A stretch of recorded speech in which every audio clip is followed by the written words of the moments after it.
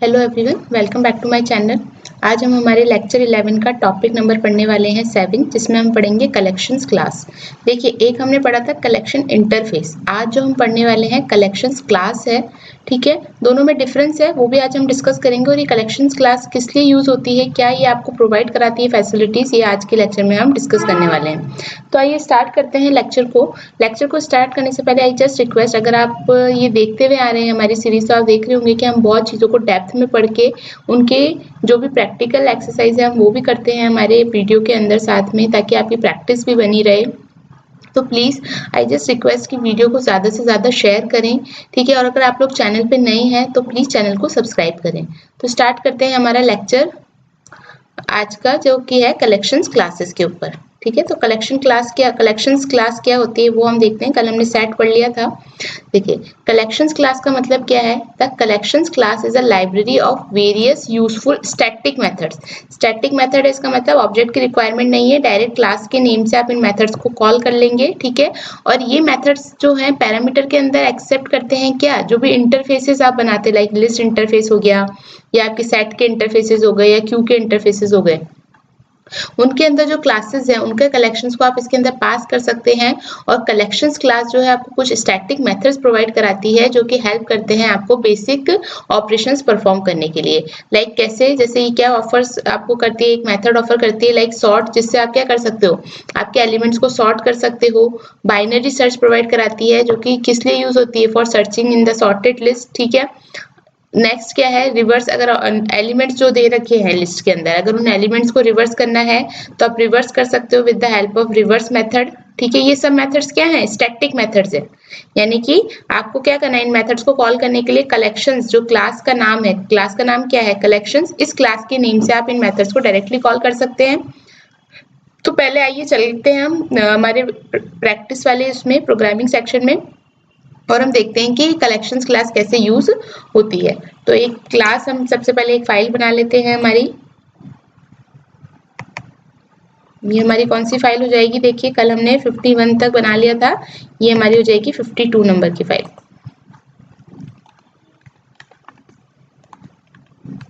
ठीक है, यहाँ पे हम क्या टेस्ट करना चाह रहे हैं, हमारी कलेक्शंस क्लास। देखो, कलेक्शन इंटरफेस था, कलेक्शंस मींस लास्ट में एस है, वो क्या है आपकी कलेक्शन क्लास।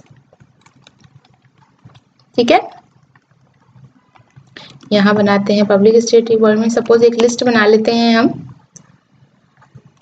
इंटीजर टाइप की बना लेते हैं। ठीक है, रैपर क्लास लेनी होगी, ये आपको पता ही है। कलेक्शंस के अंदर वो क्या एक्सेप्ट करता है, ऑब्जेक्ट एक्सेप्ट करता है, इसलिए हमें क्या लेनी होती है, रैपर क्लासेस लेनी होती है। इसका नाम ले लेते हैं हम, सपोज का नाम हम ले लेते हैं लिस्ट इक्वल टू न्यू।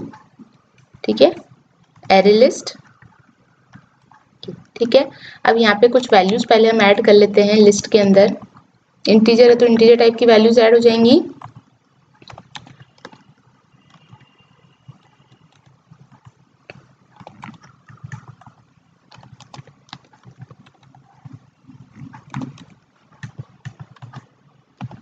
कुछ वैल्यूज थोड़ी सी ऐड करते हैं, फिर इसके ऊपर हम जो कलेक्शन क्लास के मेथड है उनको कॉल करके देखेंगे कि क्या वैल्यूज उनसे हमें मिलती हैं। ठीक है, कुछ मेथड हमने, कुछ एलिमेंट्स जो हैं इसके अंदर ऐड कर लिए हमारी लिस्ट के अंदर। हम सबसे पहले इसको प्रिंट करवा के देखते हैं। ठीक है, सपोज हम यहाँ लिख देते हैं बिफोर सॉर्टिंग।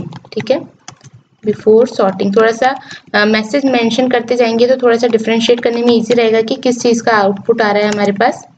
ठीक है, बिफोर सॉर्टिंग हमारी लिस्ट की वैल्यू क्या थी, तो ये तो आपको सिंपल एलिमेंट्स प्रिंट करके दे देगा। जिस भी ऑर्डर में आपने एलिमेंट्स को ऐड किए होंगे उस ऑर्डर में आपके एलिमेंट्स आ जाएंगे, क्योंकि हमने क्या यूज करा है, लिस्ट इंटरफेस किया है, जो कि क्या यूज करता है, ऑर्डर्ड एलिमेंट्स यूज करता है, प्लस डुप्लीकेट एलिमेंट्स भी रख सकता है।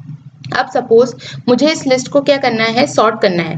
तो एक तरीका तो क्या है, जैसे जो डेटा स्ट्रक्चर्स होते हैं उससे आप चाहे मर्ज सॉर्ट, बबल सॉर्ट, ठीक है, क्विक सॉर्ट, ठीक है, ये सॉर्टिंग का पूरा लॉजिक लिखें और फिर उस लॉजिक के बेसिस पे आपकी लिस्ट के अंदर सॉर्टिंग करें। दूसरा तरीका क्या है, जावा के अंदर ऑलरेडी एक क्लास बनी हुई है, क्या नाम है उसका, कलेक्शंस। देखिए ऊपर लिखा हुआ आ रहा है, ये देखिए अगर आप यहाँ पे भी देखें तो इस कलेक्शन के आगे क्या लिखा हुआ है, आई स्टैंड्स फॉर इंटरफेस, जबकि यहाँ कलेक्शंस के ऊपर क्या लिखा हुआ है, सी में सी स्टैंड्स फॉर क्लास। तो अभी हमें कलेक्शंस क्लास चाहिए, तो ये आपको किस में मिल जाएगी, जावा डॉट यूटिल में मिलेगी ये भी। तो कलेक्शंस डॉट सपोज हमें क्या करना है, सॉर्ट करना है। तो देखिए यहाँ पे सॉर्ट का लिखते क्या आ गया कि आप सॉर्ट के अंदर क्या एक्सेप्ट कर रहा है, ये क्या एक्सपेक्ट कर रहा है, एक लिस्ट एक्सपेक्ट कर रहा है, ठीक है। तो यहाँ पे आपने किया सॉर्ट, और सॉर्ट के अंदर हम क्या कर देंगे, हम हमारी लिस्ट पास कर देंगे, और फिर से हम यहाँ पे प्रिंट करवाते हैं। आफ्टर सॉर्टिंग हमारी क्या वैल्यूज आ रही हैं ये हम देख लेते हैं।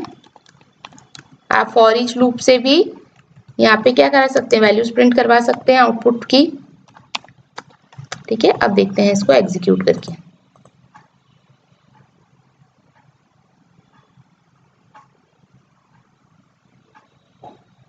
देखिए, देखते हैं क्या वैल्यूज है। देखो बिफोर सॉर्टिंग तो जैसे भी आपने जिस ऑर्डर में एलिमेंट्स ऐड किए थे वो एलिमेंट्स लिस्ट के अंदर आ जाएंगे, 23, 45, 56, 12 एंड 3। लेकिन जैसे मैंने कलेक्शंस डॉट सॉर्ट का मेथड यहाँ इस पे कॉल किया और इसके अंदर हमारी लिस्ट पास करी, तो इसने क्या करा, ये इसके रेफरेंस पे जाके काम करेगा। एक तरीके से ये क्या हो रहा है, पास बाय रेफरेंस हो रहा है।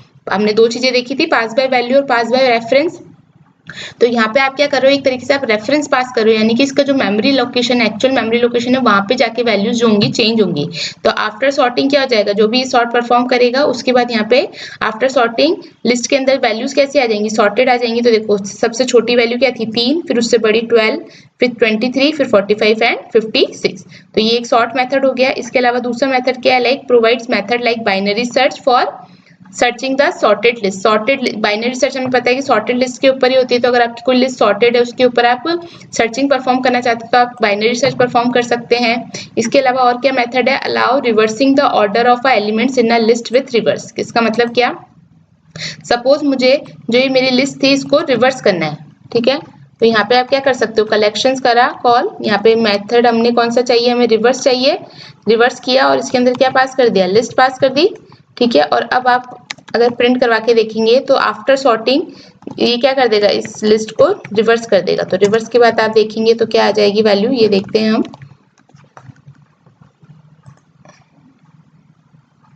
अच्छा, यहाँ हमने एरर आ जाएगी इसमें, एक बार वापस से हम रीरन करके देख लेंगे इसको। अभी ये एरर दे देगा क्योंकि हमने वहाँ कैपिटल एल लिख लिया था लिस्ट के अंदर, जो कि केस सेंसिटिव हमें पता है, तो उसको सिंबल नहीं मिला। रिवर्स करके देखेंगे तो क्या होगा, सबसे पहले हमारी इनिशियल तो लिस्ट जो थी ये थी, सॉर्टिंग के बाद लिस्ट क्या आ गई, 3, 12, 23, 45, 56, और इस लिस्ट को हमने रिवर्स कर दिया तो रिवर्स होने पे लिस्ट क्या आ जाएगी, 56, 45, 23, 12 एंड 3, ठीक है। इसी तरीके से और क्या मेथड कर सकते हो यूज, आप शफल कर सकते हो एलिमेंट्स को, ठीक है। तो शफल करने के लिए क्या होगा, आप कॉल करेंगे कलेक्शंस के कौन से मेथड को, शफल मेथड को, और इसमें पास कर देंगे अपनी लिस्ट। तो इससे क्या होगा, लिस्ट वापस से आपकी शफल हो जाएगी, यानी कि इसका कोई ऑर्डर नहीं रहेगा, नहीं असेंडिंग ऑर्डर नहीं डिसेंडिंग ऑर्डर। लिस्ट क्या हो जाएगी, बेसिकली रैंडम, इसके एलिमेंट्स जो होंगे रैंडमली डिस्ट्रीब्यूट हो जाएंगे। तो आप देखेंगे तो ये क्या हो जाएगी, शफल हो जाएगी। अभी क्या थी लास्ट में हमारी अपडेटेड लिस्ट क्या थी, एक रिवर्स लिस्ट थी, ठीक है ना। ठीक है, अब लिस्ट क्या हो गई, शफल हो गई। देखिए 45 आ रहा है, फिर 12 आ रहा है, फिर 3 आ रहा है, 23 आ रहा है, ठीक है ना। यहाँ पे आप मेंशन कर सकते हैं मैसेज में, ये हमने कौन सा मेथड अप्लाई करा है इसके ऊपर, शफल, ठीक है। नेक्स्ट देखिए और क्या लिखा सकते हैं इसके ऊपर, creates unmodifiable collections using methods like unmodifiable list. इसका मतलब क्या है, आपको सपोज कोई ऐसी लिस्ट बनानी है जिसको कोई मॉडिफाई नहीं कर सके, यानी कि कोई आपकी ऐसी लिस्ट है जिसको आपको पास तो बहुत सारे फंक्शंस में करना है, बट आप क्या चाहते हैं कि उस लिस्ट को कोई मॉडिफाई ना करे, यानी कि उस लिस्ट के अंदर कोई अननेसेसरी एलिमेंट्स ना तो ऐड हो ना रिमूव हो, यानी कि आपको उसको एक तरीके से क्या बनानी है, इम्यूटेबल बनानी है। तो उस केस में आप क्या कर सकते हो, अनमॉडिफाइबल लिस्ट जो मेथड है उसको आप कॉल करा सकते हैं और आप एक अनमॉडिफाइबल कलेक्शन बना सकते हैं। देखिए कैसे बनेगा, सपोज इसको एक बार हम कर देते हैं यहाँ पे कमेंट। अब हम एक नई लिस्ट और बनाते हैं, ये भी हमारी इंटीजर टाइप की है सपोज, और एक इसका नाम रख लेते हैं न्यू लिस्ट। इसको हम क्या बनाना चाहते हैं, या फिर हम इसका नाम रख लेते हैं अनमॉडिफाइबल लिस्ट, ठीक है, इक्वल टू ठीक है, और इसके अंदर हम क्या शो करवा देंगे,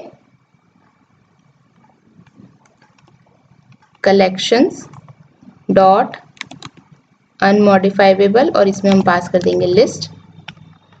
ठीक है, ये लिस्ट हमने पास कर दी। अब हम इसको प्रिंट करके देख लेते हैं पहले तो।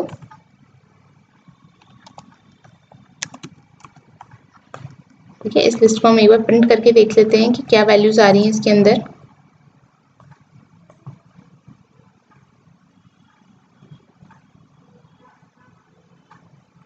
देखिए ये वैल्यूज आ गई, यानी कि जो लिस्ट के अंदर वैल्यूज थी वो सारी लिस्ट के वैल्यूज मैंने अनमॉडिफाइबल लिस्ट में डाल दी।